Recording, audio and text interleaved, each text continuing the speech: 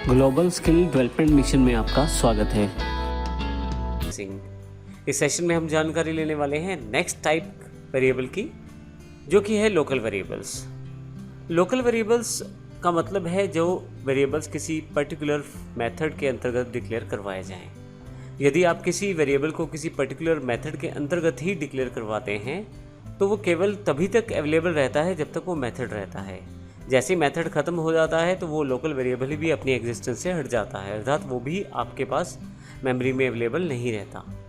मुख्यतः यह आपके पास मेथड्स में लोकल वर्कआउट के लिए वेरिएबल डिक्लेयर किए जाते हैं। इसको एग्जांपल के द्वारा अच्छी तरह से समझा जा सकता है। जैसे यहाँ अभी हम एग्जांपल देखें, क्लास कार हमारे पास है, नीचे की तरफ एक सेट स्पीड एक मेथड दिया गया है। इस सेट स्पीड मेथड के अंतर्गत एक वेरिएबल डिक्लेयर किया गया है, इंटीजर लोकल वेरिएबल। ये जो लोकल वेरिएबल है ये यदि आप ध्यान दें तो इस पर्टिकुलर मेथड के अंतर्गत डिक्लेयर है, अर्थात इसकी कॉरस्पॉन्डिंग ब्रैकेट जो है वहाँ तक इसकी अवेलेबिलिटी रहती है। जैसे ही आप इस ब्लॉक से बाहर जाएंगे इसकी अवेलेबिलिटी ख़त्म हो जाएगी और इसको आप प्रयोग नहीं कर पाएंगे। यदि हम इसको प्रैक्टिकल एग्जांपल में देखें तो लोकल एग्जांपल डॉट जावा के नाम से हमारे पास फाइल अवेलेबल है। आइए हम प्रैक्टिकल एग्जांपल में देखते हैं कि लोकल वेरिएबल्स है क्या और किस प्रकार से प्रयोग किए जा सकते हैं। यहाँ मेरे पास ऑलरेडी एक एग्जांपल अवेलेबल है, लोकल एग्जांपल डॉट जावा। यदि आपके पास ये अवेलेबल नहीं है तो आप एक्सरसाइज फाइल्स पर जाकर इसे ओपन कर लें। मेरी क्लास का नाम लोकल एग्जाम्पल है और इसके अंतर्गत एक वेरिएबल जो कि इंस्टांस वेरिएबल है INS वेर के साथ डिक्लेयर किया गया है। यह एक इंस्टांस बेस्ड या ऑब्जेक्ट बेस्ड वेरिएबल है जो हमने सबसे पहले टाइप का वेरिएबल किया है। अब हमारे पास यहाँ पे दो मेथड अवेलेबल हैं, फर्स्ट और सेकेंड। फर्स्ट वेरिएबल में एक लोकल वेरिएबल क्रिएट किया गया है जिसमें 20 असाइन किया गया है और सेकेंड मेथड में एक लोकल वेरिएबल 2 डिक्लेयर किया गया है। अब यहाँ इसका अर्थ ये हुआ कि हमारे पास 3 वेरिएबल हैं मुख्यतः। पहला वेरिएबल जो कि इंस्टांस बेस्ड वेरिएबल है या ऑब्जेक्ट बेस्ड वेरिएबल जो पूरी की पूरी क्लास में अवेलेबल रहने वाला है क्योंकि हमने इसको यहाँ डिक्लेयर किया है।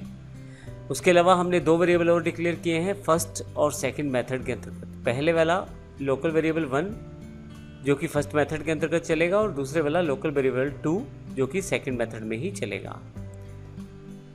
इसके बाद हमने नीचे की तरफ आते हैं और वॉइड मेन में हम system dot out dot println के साथ एक हमने यहाँ ऑब्जेक्ट बना लिया है अपनी क्लास का V के नाम से और इसके द्वारा हम सबसे पहले इस वेरिएबल को कॉल करते हैं जो कि हमारे पास इंस्टांस बेस्ड वेरिएबल है। यदि मैं इसे एग्जीक्यूट करूँ और यहाँ देखूँ तो मेरे पास अवेलेबल है आउटपुट 10 के रूप में क्योंकि इसकी वैल्यू 10 थी।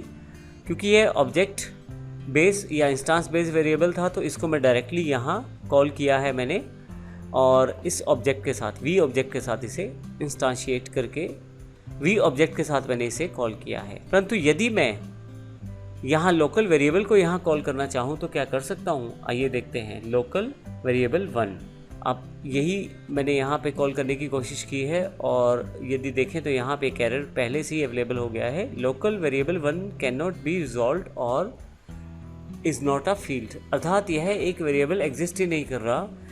क्यों नहीं एग्जिस्ट कर रहा? क्योंकि जैसे ही आपने इस वेरिएबल को यहाँ डिक्लेयर करवाया था तो यह केवल इस बाउंड्री के अंतर्गत ही अवेलेबल हो पाएगा और यहीं पे चल पाएगा।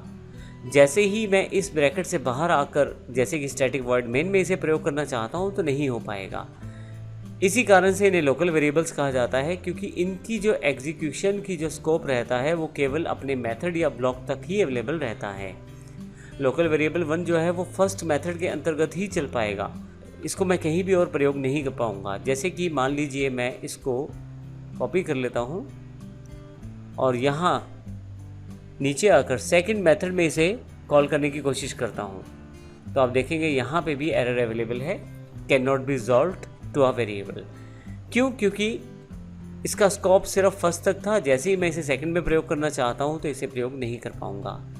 इसी तरह से मैं इसको नीचे मेन में भी प्रयोग नहीं कर पाऊंगा। तो ये सबसे इम्पोर्टेंट फैक्टर है, हमें ध्यान रखना होता है कि हम लोकल वेरिएबल को कहाँ तक प्रयोग कर पाएंगे।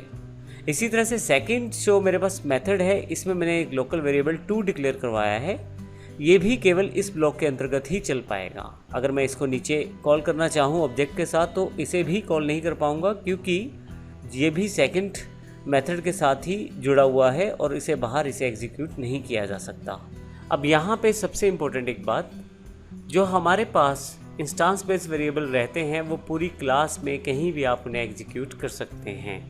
जैसे हम यहाँ पे फर्स्ट मेथड में भी कॉल कर रहे हैं, सेकंड मेथड में भी और मेन मेथड में भी, जो कि स्टैटिक है, तो ऑब्जेक्ट के साथ इसे यहाँ पे कॉल किया जा रहा है। जबकि जो हमारे लोकल मेथड होते हैं वो केवल अपने ही ब्लॉक में या अपने ही मेथड के अंतर्गत चल पाते हैं। तो इस सेशन में हमने लोकल वेरिएबल्स की जानकारी ली। अगले सेशन में हम जानकारी लेंगे किस प्रकार हम पैरामीटर वैल्यूज़ का प्रयोग करते हैं और पैरामीटर वेरिएबल्स का प्रयोग करते हैं। वो खुद भी एक लोकल वेरिएबल ही होते हैं, लेकिन हम इसका प्रयोग करना सीखेंगे, किस प्रकार से इसका प्रयोग किया जाता है। धन्यवाद।